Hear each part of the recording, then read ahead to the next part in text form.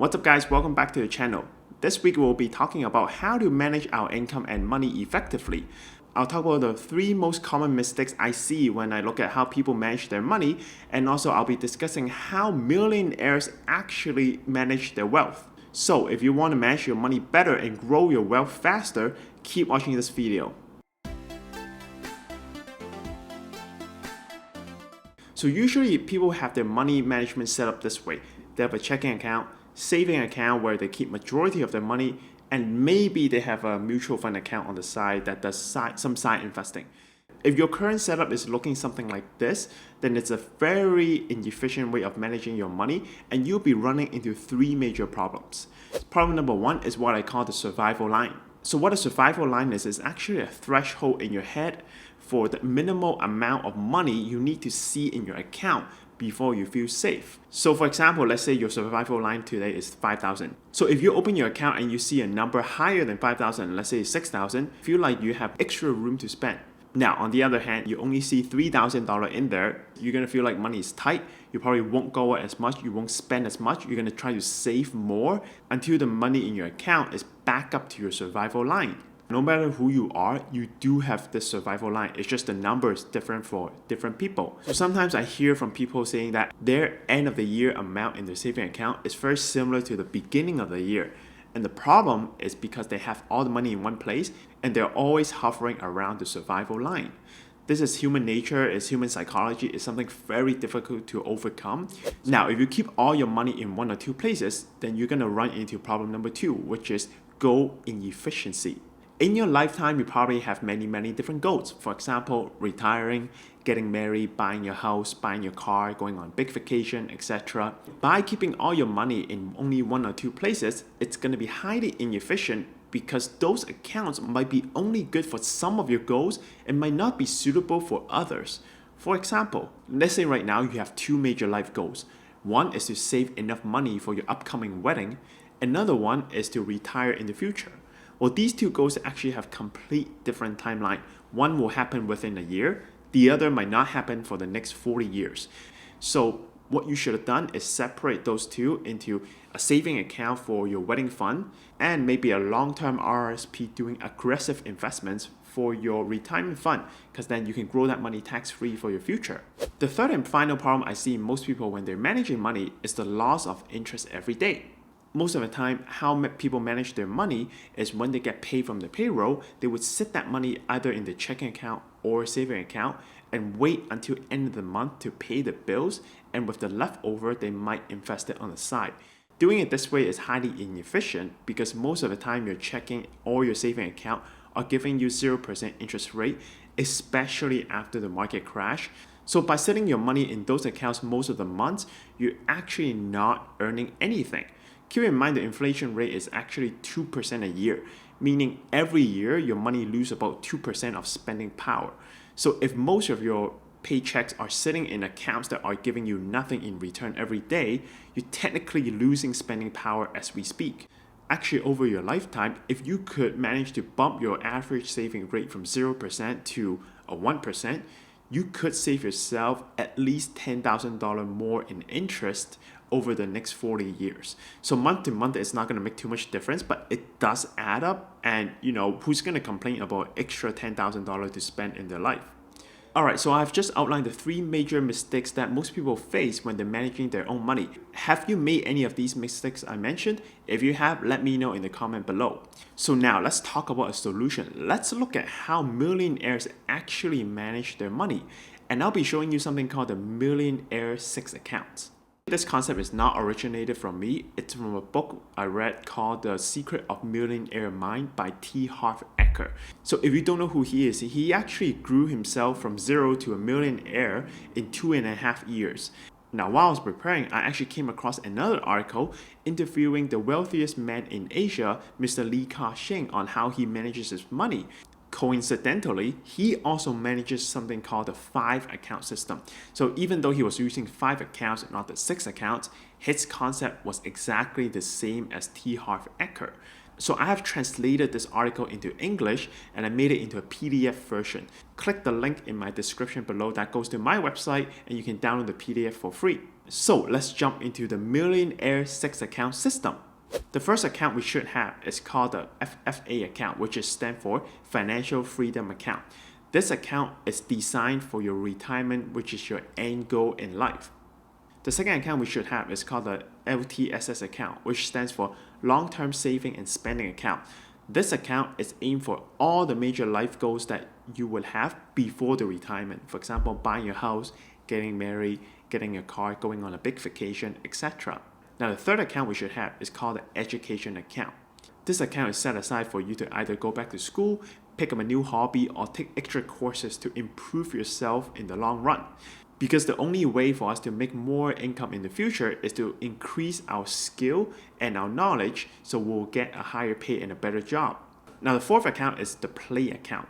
The first 3 accounts are all setting up to improve ourselves and get ready for the future, so we need to also reward ourselves every month through the Play account. Now in the Play account, I personally have 2 recommendations I'll give to everyone, and I do this for myself as well.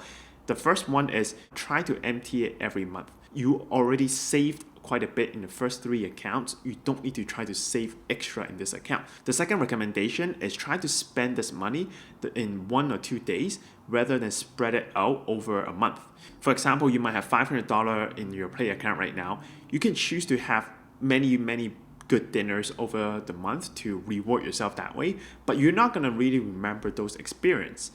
But instead, if you are trying to spend $500 in a day or 2, maybe go to Whistler and do a spa, well, you're going to remember that experience. It's going to motivate you to work hard next month to repeat these memorable experiences so you can reward yourself again. So for this account, get creative and think about all the ways you can to spend this money in 1 or 2 days. Now the fourth account you should have is called the Gift account. So this account is designed to give back to the people or organizations that you truly care about and appreciate them. Because when you appreciate other people through this account, you see their positive reaction. That's also a good reinforcement on yourself to work harder next month to show even more appreciation. Now the 6th and final account is the expense account. This is the account we use to pay for our credit card bills, mortgage payment, and other daily expense. So next, let's go into how we should allocate the percentage for each account. The most ideal way to allocate this account is actually 10% for each account and leave 50% for your expense account. So here's the question. Let's say we go with this ideal setup and you find yourself overspending. Which account should you cut first? So if you say it's the Play account, that's right. Because by overspending, you probably play too much already. So if you have to cut some account first, you should first cut your Play account. On the other hand, if you're underspending, where should the extra money go to? If your answer right now is FFA, LTSS, or Education account, then you're correct. Your extra savings should go to these 3 accounts because they are the ones that will build your future for you. So you should allocate more resource to it if you could. Now let's talk about the right way of setup, and this is something that I do myself and I find it very powerful. The perfect setup looks something like this. From day 1 when you get your payroll, it's going to go 100% into your expense account. Once it's inside your expense account, it's either going to automatic or manually disperse into other 5 accounts that are aimed for different purposes. So why is that good? Well, that's because once you do that, the major account you'll be looking at is actually your expense account, which is the 50% of the money. So your human survival line is still going to apply. That doesn't change. That's human nature. But that survival line is only going to apply to your 50% of the money, which is your expense account. That's the account you're going to look at every day. You're going to now have another 50% on the back with different purposes growing and working for you. Now, the second advantage is right now, you're going to have your goals very clear into each account, and that will let you easily pick out the products or account type you should have for these goals. For example, your FFA account, you should look into an RSP account that lets you do aggressive investment for a long run. Now, for the Play and the Gift account, you can just open a saving account because you're going to be tapping into it every month. Which brings me to the next point. What account we should be looking at for our expense account so we can earn more interest every day as the money sit there waiting to pay our bills. Now, there are 2 banks I'll recommend you to look into. Number 1 is Tangerine and number 2 is Manulife Bank. Now, I'll be talking mostly about Manulife Bank right here because that's the account I use, but I've heard about good things about Tangerine as well. Now, Manulife offers an account called the Advantage account. It's basically a checking account, but it has a couple features that I really like and I couldn't find anywhere else. Number one, it has no fee, so you can open an account and has no money in there. They won't charge you anything. Number two, it has unlimited transaction. This is very important if you do a lot of debit and credit through your account. Number three, it gives typically a pretty good interest rate on their checking account.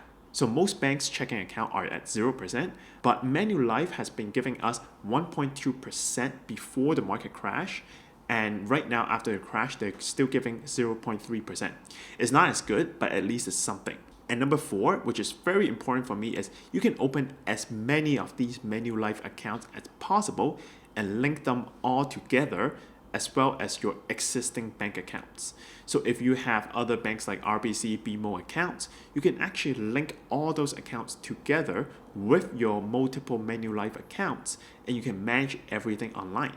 And you can rename all your Manulife account to different account names. So you can actually give it a different purpose to remind yourself what each account is for. Now, at the end of the day, the Millionaires' account is more like a guideline to guide you through on how to manage your money. When it comes to setup, it's important to do it in a way that you feel comfortable and matches your goal. So when I first started, I have everything set up in my Manulife account. I didn't want to do any investment in the first place. But once I felt more comfortable, I started to explore into other investment accounts and methods that could better match my goals. And within each account, I have more sub-accounts to further diversify my investment to better hit my target in the future. Now, every Tuesday, I'll be uploading a video on different Canadian financial topics we should know about. So if you like these topics, make sure you comment, like, and subscribe to my channel.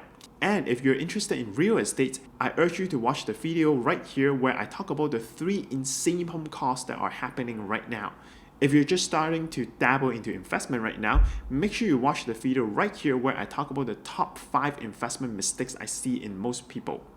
Alright, this is Jackie Ko. I hope you learned something today. I'll see you in the next video. Bye!